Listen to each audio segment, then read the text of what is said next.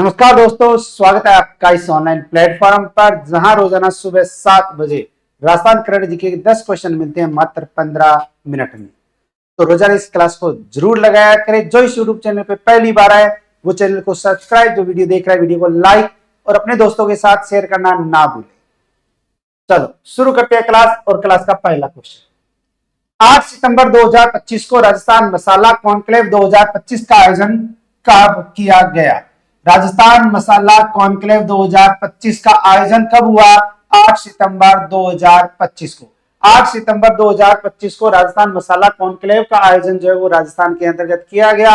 और अगर पूछे कि राजस्थान में भी कहां किया गया, तो राजस्थान में किया गया जयपुर में। 8 सितंबर 2025 को जयपुर में राजस्थान मसाला कॉन्क्लेव 2025 का आयोजन किया गया, जिसके तहत अगर देखें तो राजस्थान जीरा उत्पादन में है देश में पहले स्थान पर। मेथी और सौंफ उत्पादन में राजस्थान जो है वो दूसरे स्थान पर है। धनिया और अजवाइन उत्पादन में राजस्थान जो है वो कौन से स्थान पर है? तीसरे स्थान पर।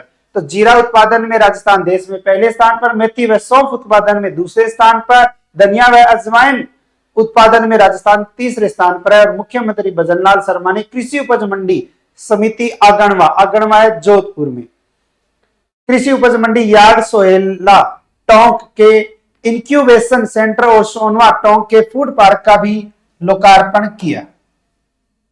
नेक्स्ट, जोधपुर कृषि विश्वविद्यालय के वैज्ञानिकों ने जीरे की कौन सी उन्नत किस्म विकसित की है? किस विश्वविद्यालय के वैज्ञानिकों ने?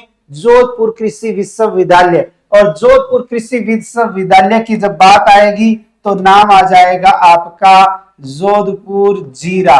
और जोधपुर जीरा है 1 नंबर फर्स्ट। जोधपुर जीरा फर्स्ट जो है ये जीरे की किस्म है, जिसको जो है जोधपुर कृषि विश्वविद्यालय के वैज्ञानिकों ने विकसित किए। कृषि विश्वविद्यालय जोधपुर में कृषि वैज्ञानिकों की 7 सालों की कड़ी मेहनत का सुखद परिणाम प्रदेश को मिला है। दरअसल कृषि वैज्ञानिकों के अथक प्रयासों से विश्वविद्यालय की ओर से जीरे की जोधपुर जीरा 1 किस्म विकसित की गई। भारत सरकार की ओर से इसे आधिकारिक मंजूरी देकर गजट अधिसूचना जारी कर दी गई है।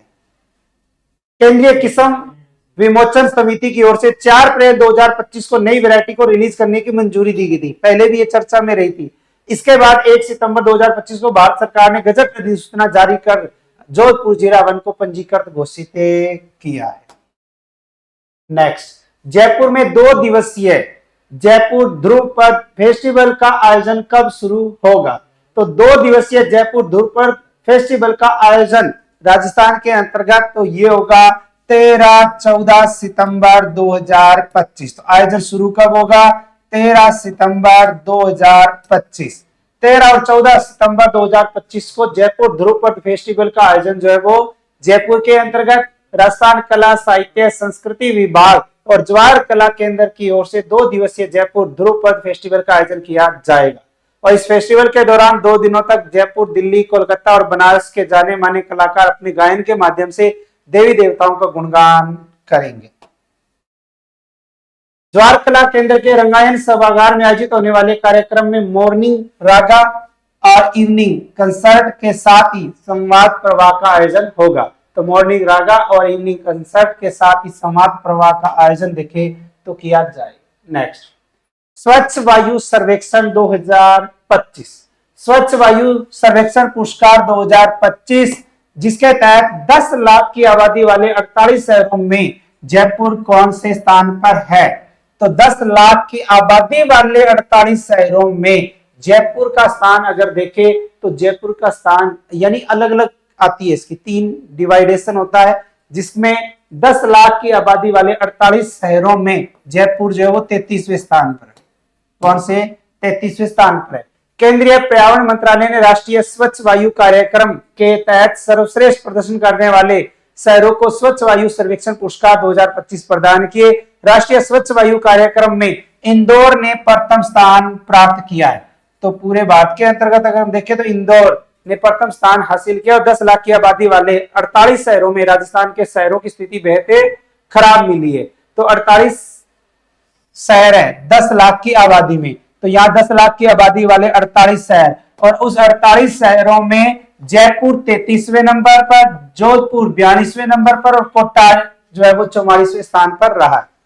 10 लाख से आबादी। अब आता है सेकेंड, 3 से 10 लाख की आबादी तक के 42 शहर, और 42 शहरों में अलवर ने लाज बचाई है। अलवर तीसरे और उदयपुर 17वें स्थान पर रहा।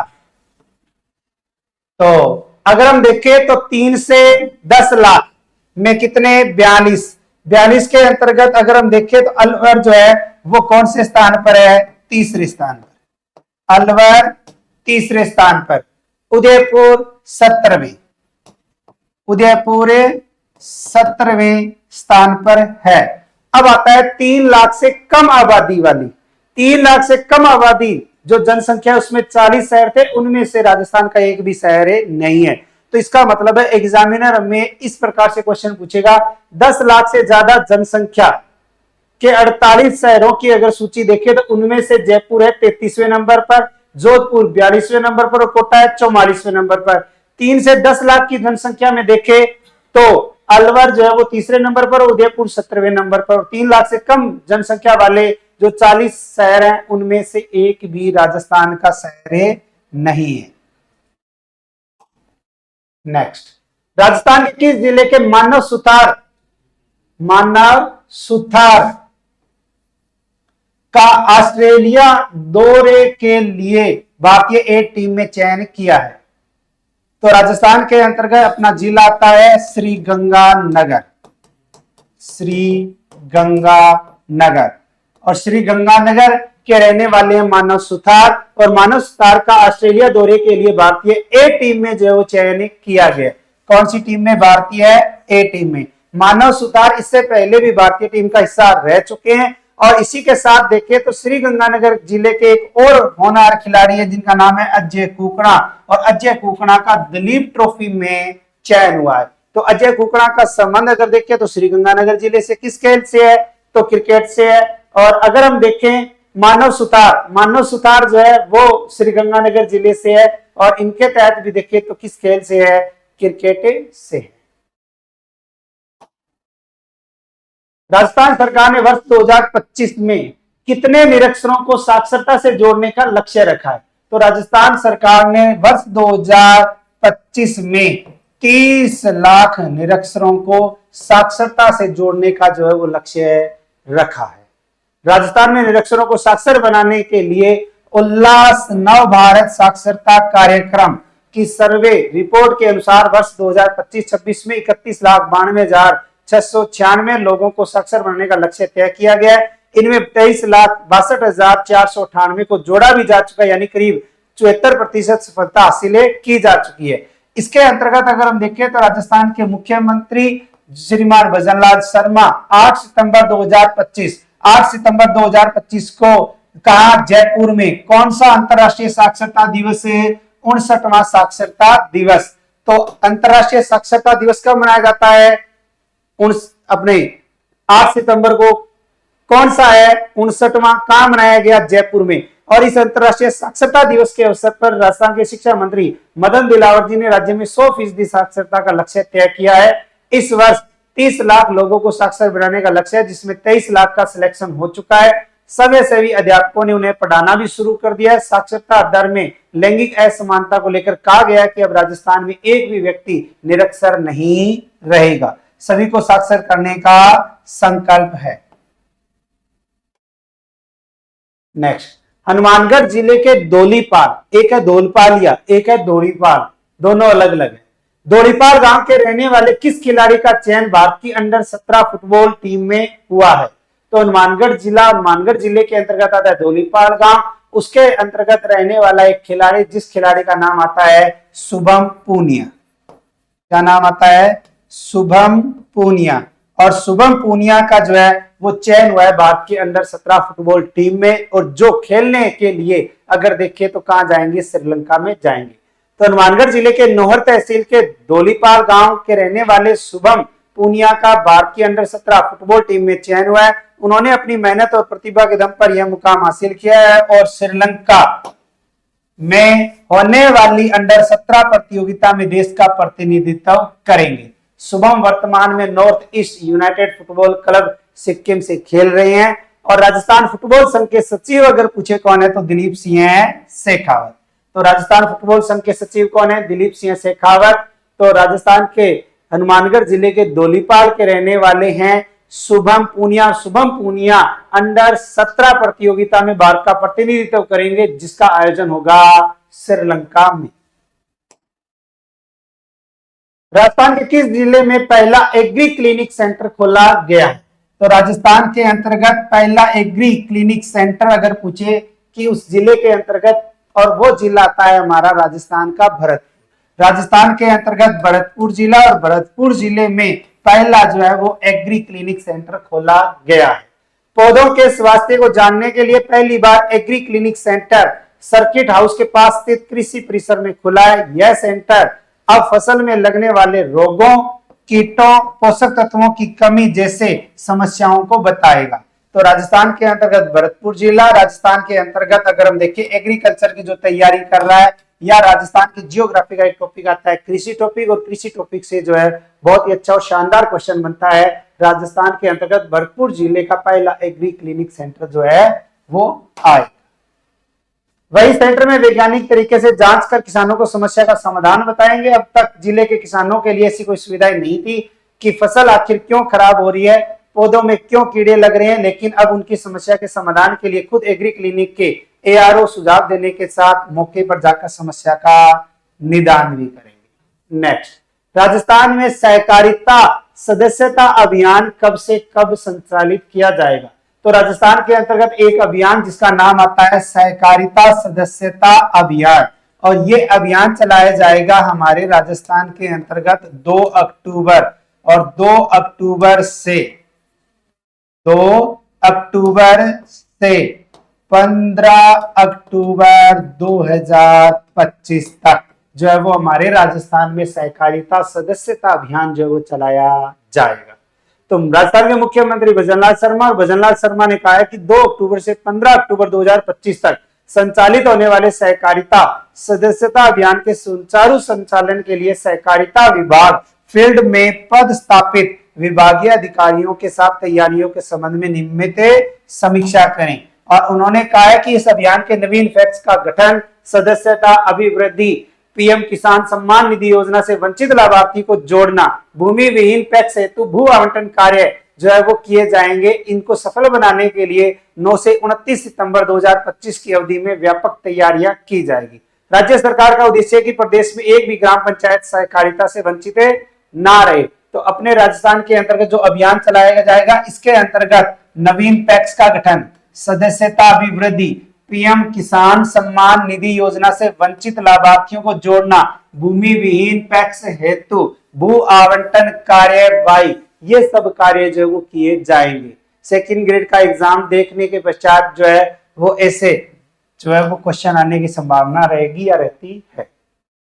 नेक्स्ट, राजस्थान में किस योजना के माध्यम से गर्भवती महिलाओं को निजी केंद्रों पर निःशुल्क सोनोग्राफी की सुविधा है? निःशुल्क सोनोग्राफी की सुविधा जो दी जाती है वो राजस्थान के अंतर्गत एक योजना के तहत दी जाती है जिसका नाम आता है मां वाउचर योजना।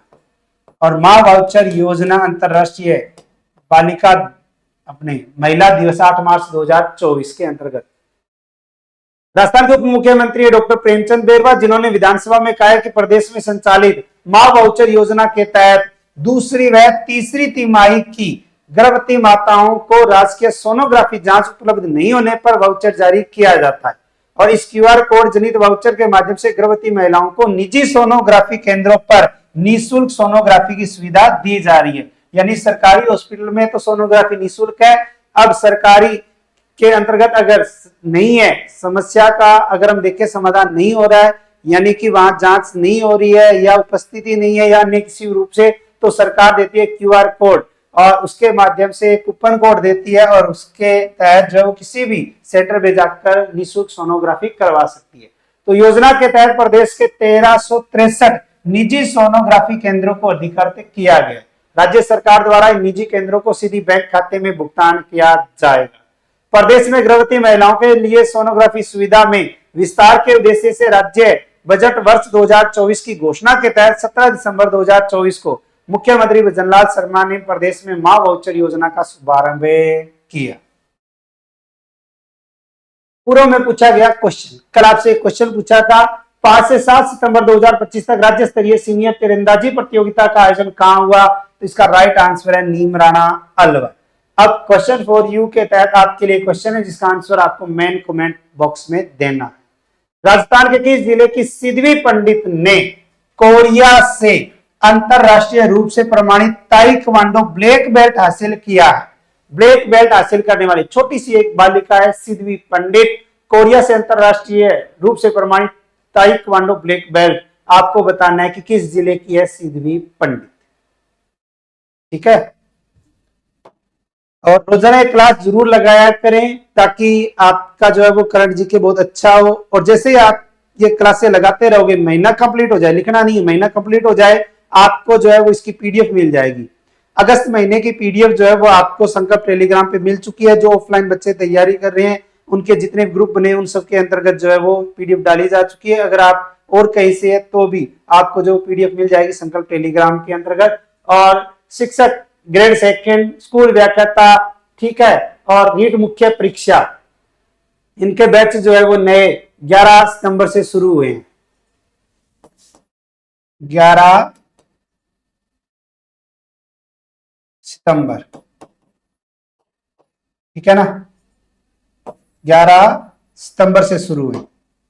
और RSSI CET कॉमन बैच, इन सभी परीक्षाओं के लिए एक कॉमन बैच है, वो भी ऑफलाइन कब से शुरू हुआ है?